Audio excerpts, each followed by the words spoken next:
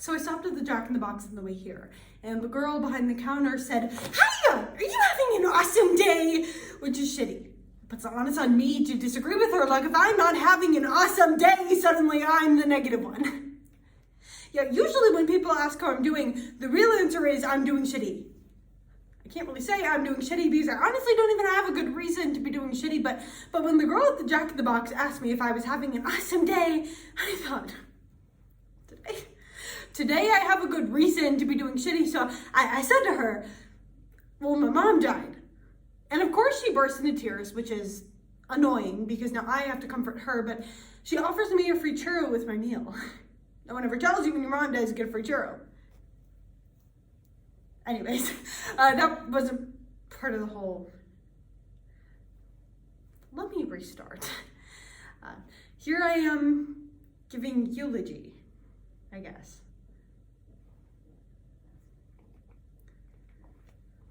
Dr. Monica Frank explains grieving the loss of an unloved one fills a person with a wave of conflicting emotions. When a toxic parent dies, a child is often left wishing for a connection that never was, grieving the illusion of love that could have been. In this monologue, a son gives a eulogy at his abusive mother's funeral, exploring his loss in a stream of consciousness. From Netflix original series BoJack Horseman, Free Churro by Raphael Bob Waksberg. My mother, Beatrice Horseman, what was her deal? Born in 1938, died in 2018, which is now. One time she went to a parade, and one time she smoked an entire cigarette on one long inhale. Watched her do it myself. Truly remarkable woman. Now what, right? Ma, you got any ideas? No? Nothing to contribute? Hey Mom, not going to be proud of me, right? Can I just say how amazing it is to be in a room with my mom and just be able to talk and talk and talk without her telling me to shut up? Hey Mom, not once if you want me to shut up. No? Are you sure? Ma, I don't want to make this eulogy into a melogy, so honestly, if you want me to just shut up and sit down, just knock. I swear I won't be offended. No? Your funeral. Yeah. Sorry about the closed casket, by the way. She wanted an open casket, but she's dead now. So who cares what you wanted, right? That was bad. No, the coroner just couldn't really get her eyes closed. So her face is just forever frozen in this tremendous mask of horror and anguish.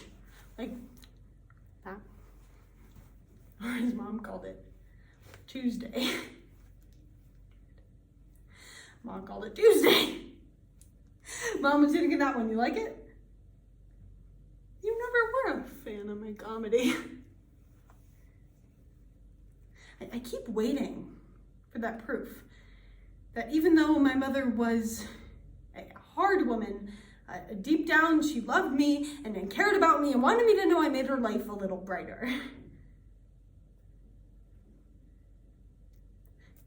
Hey Mom, knock once if you love me, care about me, want me to know I made your life brighter.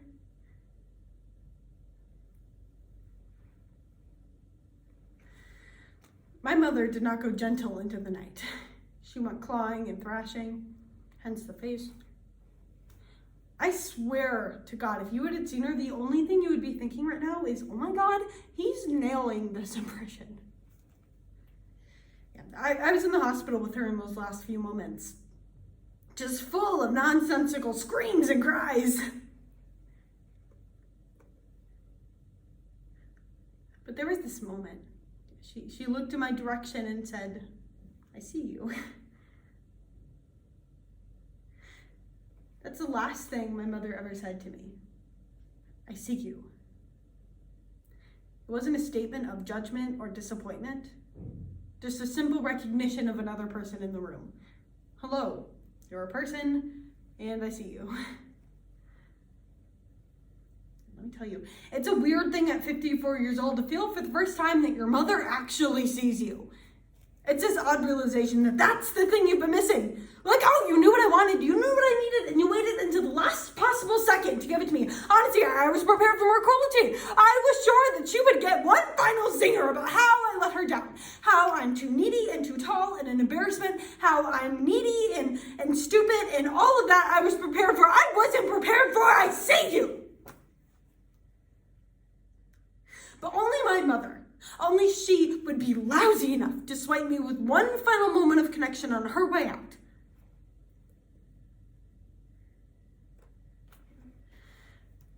Maybe she literally just meant, I see you. You were an object that has entered my field of vision.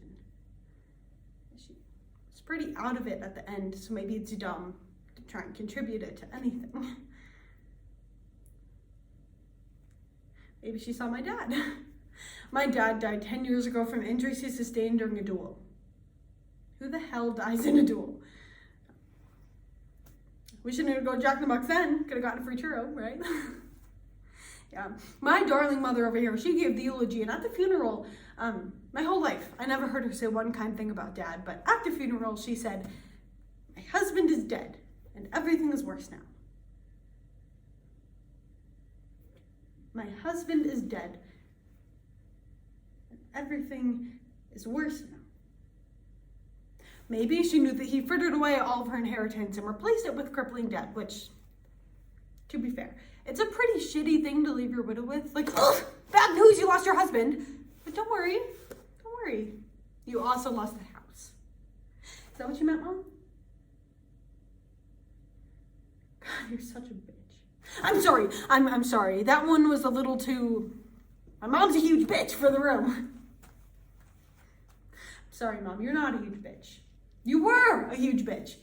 And now you're dead.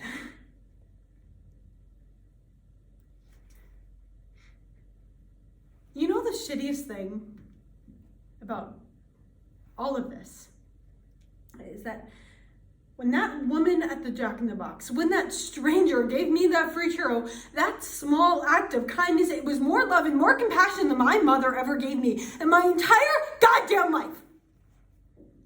How hard is it to do something nice for a person? That woman at the Jack in the Box didn't even know me. I'm your son! All I had was you!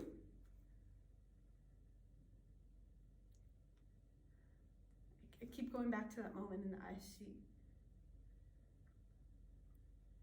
I see you.